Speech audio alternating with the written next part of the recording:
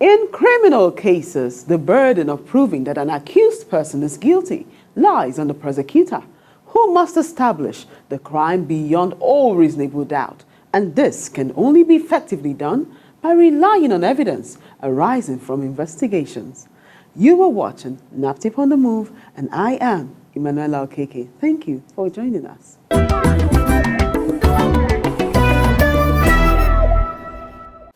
Our focus on today's episode is on the activities of the Investigation and Monitoring Department. You will learn more if you do not go away.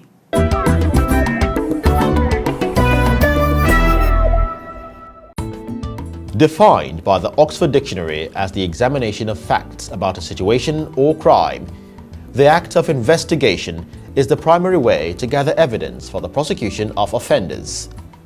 The Investigation and Monitoring Department of NAPTIP play a major role in the fight against human trafficking through the search for evidence. Our job essentially is to investigate all cases that are reported to us under the Trafficking in Persons Prohibition Enforcement Act 2015, as well as the Violence Against Persons Act 2015. We conduct investigation essentially to establish the factors and the facts against the case itself.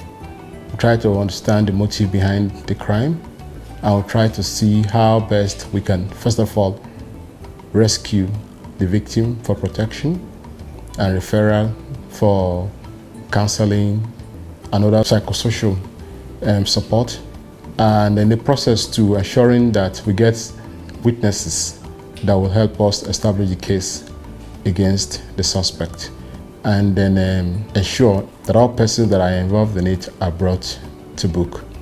Aside from establishing the crime itself, try to see how best we can prevent the crime happening again.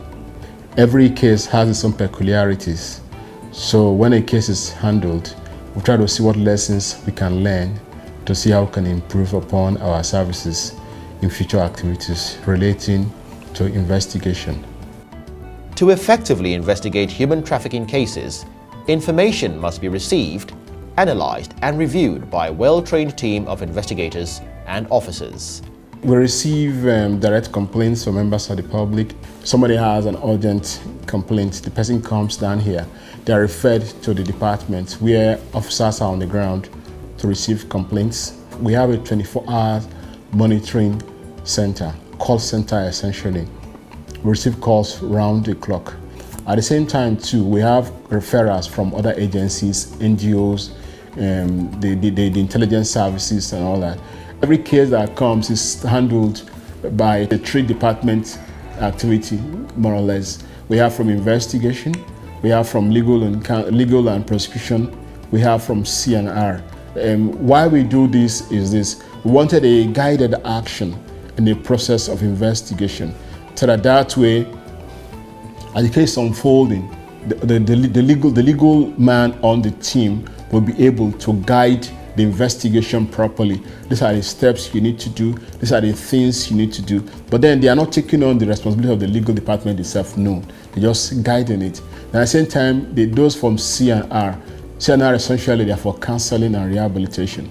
But then, you know, they are caregivers essentially. So we want to be certain that in the process of doing that, the sensibilities of the vulnerable person will, from the very beginning, be seen and addressed, because there are times victims are so traumatized that if they are not handled by professionals from the very beginning, you may not be able to, first of all, to get them to talk to you properly, to get them to narrate to you what happened to them, and then you're not able to win the trust, because in this case you need their trust, because if they don't trust you, there's a limit to what they can tell you. So but when that counselor is there with the investigation team, they will always work together and ensure these things are done. So when it comes, we vet the cases to be very certain that every aspect of it are done properly. The processes are done, the rights of the victim is protected, even the rights of the suspects too are protected. And if we have witnesses that we need to give protection because of their vitality or usefulness to the case. The monitoring role of the department allows it to track new trends in human trafficking. The monitoring side had to do with the technical aspect that deals with database management, and how we receive calls from the public, and how we process in other security issues using digital approaches, and then ICT applications too. We are observing a fresh pattern where our young girls are taken to Middle East, Saudi Arabia, Oman, Dubai or so. For Dubai, they go there essentially for prostitution, commercial sex activities, sexual exploitation also. Then those that go to Saudi Arabia and then Oman and all that, they go for domestic servitude. They go in as house helps, and that's what they claim they are going for. And then reports we get, you get cries of help for them to be rescued from there. Then we worry too again about our young men heading to Asia for organ harvesting. They go there to trade their organs. Some die in the process. Some donate their organs and come back parched, but as they arrive at the airport, you see them give up. With the global nature of human trafficking, international collaboration is paramount. Trafficking is we call it transnational organized crime. So it crosses borders. It has no border. Like I always say, is territory blind. It's virtually everywhere. So we are a source country. We have transit countries. Then we have destination countries. So being a transnational organized crime, we are compelled to relate with other countries of the world. And then under UNTOC, there's the United Nations Transnational Organized Crime Convention. Every nation is obliged to cooperate to make sure that human trafficking issues are handled properly.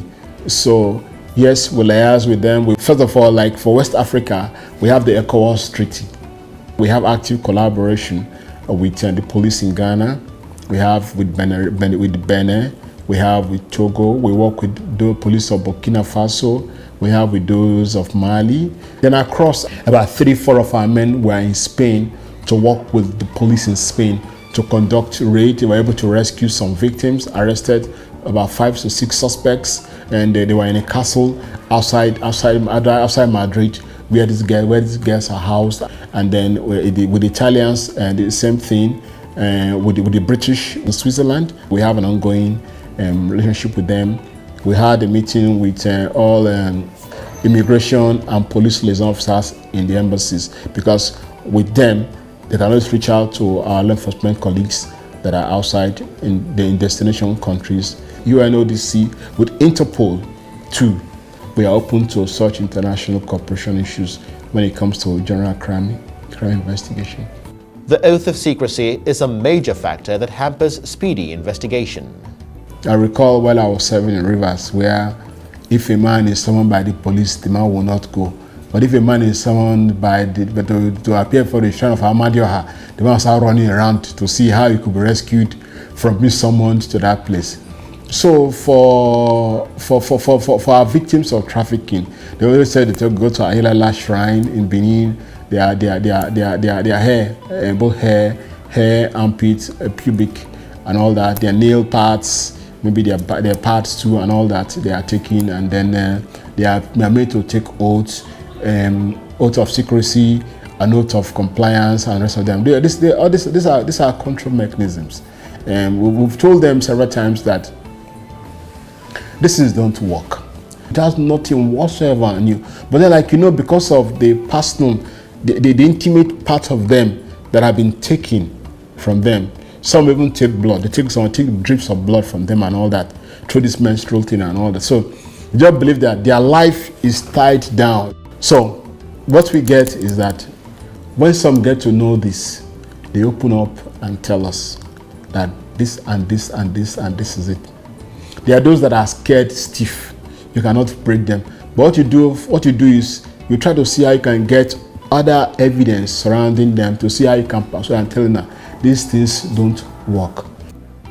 In spite of innovations in presenting electronic evidence, there are still challenges.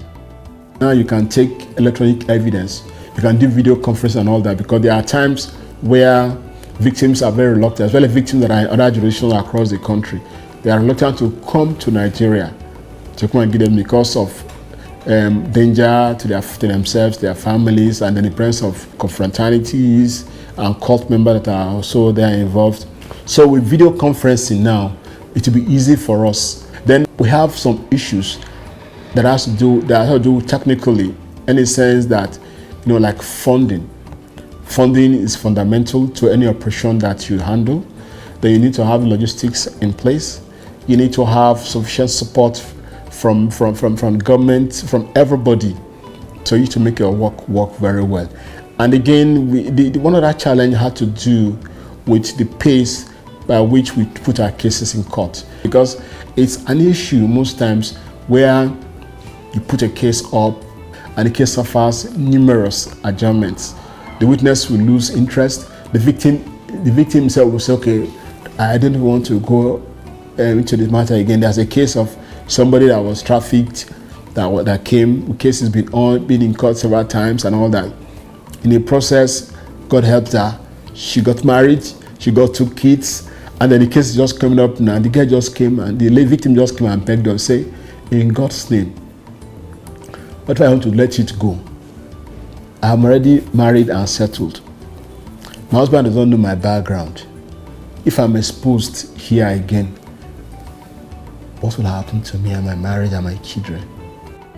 Besides breaking the code of silence, the whistleblower policy could not have come at a better time. Our job is to ensure that cases that come to us, we investigate them properly, and that we manage information that comes to. Because like now, we had a whistleblowing policy in place. The whistleblowing policy was approved by government. But what we try to do now, we tell people, first of all, think of yourself as a human being. Take it as a humanitarian gesture, that I must save my fellow Nigerian. I must save our future as a people and as a country also. So if you look at it from that prism, then it helps you a great deal in understanding that you don't have to look at the financial aspects alone as this thing. But then, of course, any information that is given, there are processes for compensation to say thank you for what you've done. The joy of every victim is to see justice done, traffickers brought to book and put behind bars, with the resolve of the investigation and monitoring department to present watertight evidence. The prosecution and conviction of human traffickers is inevitable. Human trafficking is one of the worst crimes on earth. It is a grave violation of your human rights. The victims of human trafficking are majorly women, youths, children, and men who may never live to tell the story. These victims could be your wife, daughter, mother, sister, brother, child, or relative. No one deserves to be trafficked. NAPTIP has intensified its effort against this heinous crime, but we need your support. We need you to join this fight. Government officials, corporate organizations, traditional rulers, religious leaders, and the organized private sector have enlisted in this fight. What are you waiting for? Join NAPTIP to end this global moral epidemic now. Report cases of human trafficking to these NAPTIP hotlines: 0703 00 203, 080 02 255 627847. NAPTIP, empowered to protect you. Hope you learned something new. For your comments, suggestions, or to report human trafficking cases, please call the numbers on the screen. NAPTIP Events is next. Don't go away.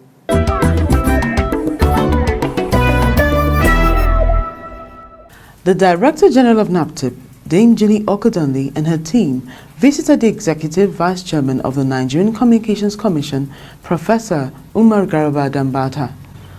Dame Julie Okodondi gave a brief background of the agency and some recent achievements. The National Agency for the Prohibition of Trafficking in Persons, NAPTIP, is the federal government of Nigeria's focal agency with the responsibility of combating human trafficking. NAPTIP has recorded a number of milestones. Over 12,000 victims have passed through the NAPTIP shelters. They've been given psychosocial support, provided skills, education, medical support, empowerment, and we finally reintegrated them to their families and to the society.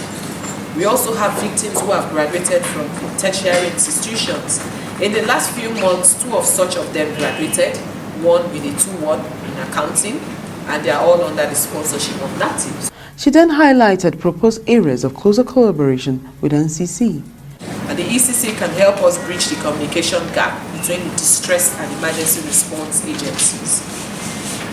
We're also hoping that you'll give us a 3-digit emergency number for the members of the public to use in times of emergency. We have 2 numbers, our helpline numbers are too long, and a lot of people would never remember these numbers in their time of distress. You can also assist us in the areas of skill acquisition and education empowerment for our victims, as well as employ some of them, and then capacity building or development for personnel of the agency. I think we have an ICT unit. I think they can gain from you.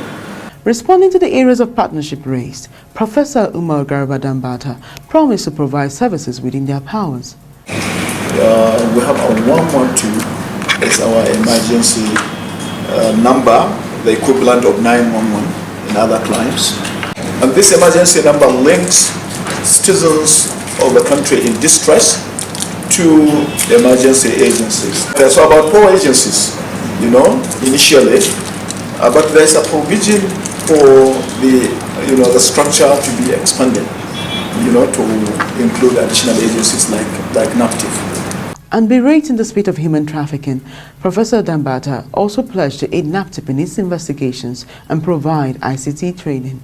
Yes, we provide, skills training. We have the Advanced Digital Appreciation Program. Beyond that, we even provide interventions, hardware, mostly, to other sister agencies of government. So this visit couldn't have come at a better time. We're bold to say, NAPTIP is one agency of government that we are collaborating with in the area of human trafficking, as well as. The visit, which was geared towards enhancing easy reporting of human trafficking cases and investigations amongst other issues, was very successful. A group of trafficking experts from German police, BKA, supported by the German Embassy in Nigeria, recently conducted a 1-week training program for staff of NAPTIP and the AFCC.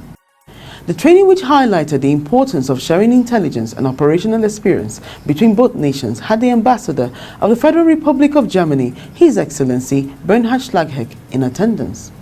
The Director General of NAPTIP, Dame Julie Okodondi, in her remarks commended the German Embassy for its contributions. Speaking on behalf of the participants, Dane White of the Economic and Financial Crimes Commission commented on the gains of the training. We want to express our sincere gratitude to the DG NAPTIP, the Ambassador of the Federal Republic of Germany, and also to the representative of the Bundeskriminalamt for putting together this training. It has been a very insightful experience. We've gotten to appreciate and learn about the activities of NAPTIP in the fight against human trafficking. And quite frankly, at the end of the day, it only emphasizes the need for our agencies to strengthen our cooperation, as it is clear that our mandates complement each other, not just for the fight against financial crime, but also for the fight against human trafficking. And it's to this end that we look forward to working together in the future to ensure that the change that this country truly yearns and cries for is achieved in its entirety. At the end of the successful training by the German police, the ambassador of the Federal Republic of Germany to Nigeria, His Excellency Bernhard Schlagheck, commended NAPTIP. NAPTIP is in a very good shape. They have, I would say, new management since years. I have to say I'm quite impressed with what they are doing. This is the apex organization for combating trafficking in human person, and we have seen a lot of initiative, a lot of engagement, and we are grateful for that. And I have to say, I have to praise the cooperation we do have with NAPTIP and its leadership, particularly the Director General. The training is geared towards strengthening international cooperation to stem trafficking in human beings for sexual exploitation. The National Agency for the Prohibition of Trafficking in Persons organized a roundtable meeting with non-governmental organizations. In her welcome address, the Director General of NAPTIP, Dame Julie Okudonli, commended the NGOs. The law setting up NAPTIP mandates the agency to partner with governmental and non-governmental organizations to realize its statutory assignments.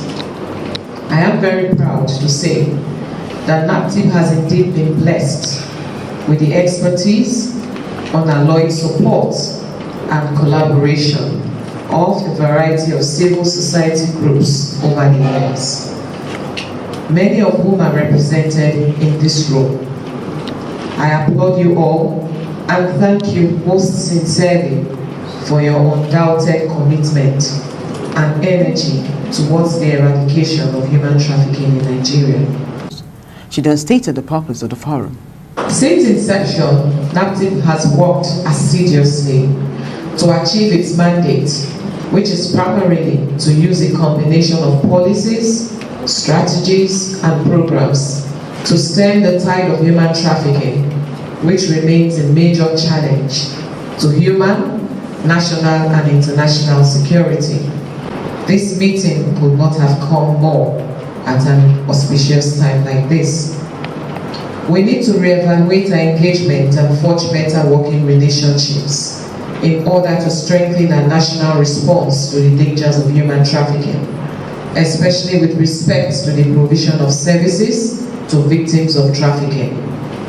All stakeholders should work with a common purpose, which is to ensure that Nigeria remains a global model in the delivery of minimum standards of services to victims, and that traffickers are hunted down and diligently prosecuted.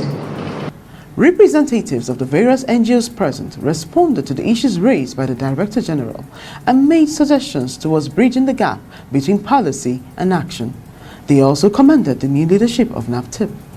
When passion supported with ideas and activities and actions, which you have proven, and bringing all manner of organizations here now, knowing fully well that as my people speak, if we are so many of us, we'll be able to move this south.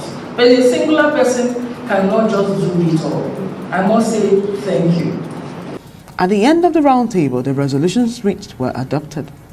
The NAPTIP NGO roundtable meeting geared towards ensuring a streamlined front against trafficking in persons was well attended by members of the Network of Civil Society Organization Against Child Trafficking, Abuse and Labor, NACTEL, Female Drivers Association of Nigeria, Whatclef, amongst other notable NGOs in Nigeria.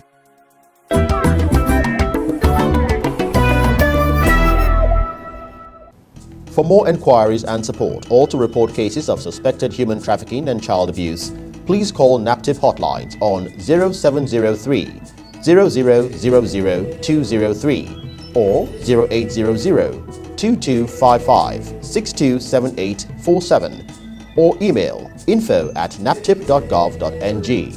Visit our website www.naptip.gov.ng. Follow us on our social media platforms at NAPTIP Nigeria and watch our videos on YouTube. It is on this note that we come to the end of today's episode. You can trust NAPTIP to carry out thorough investigation and enforcement. So what are you waiting for? Go ahead, report human trafficking cases today. Hope to see you same time next week. I am Emmanuel Okeke. Thank you for watching.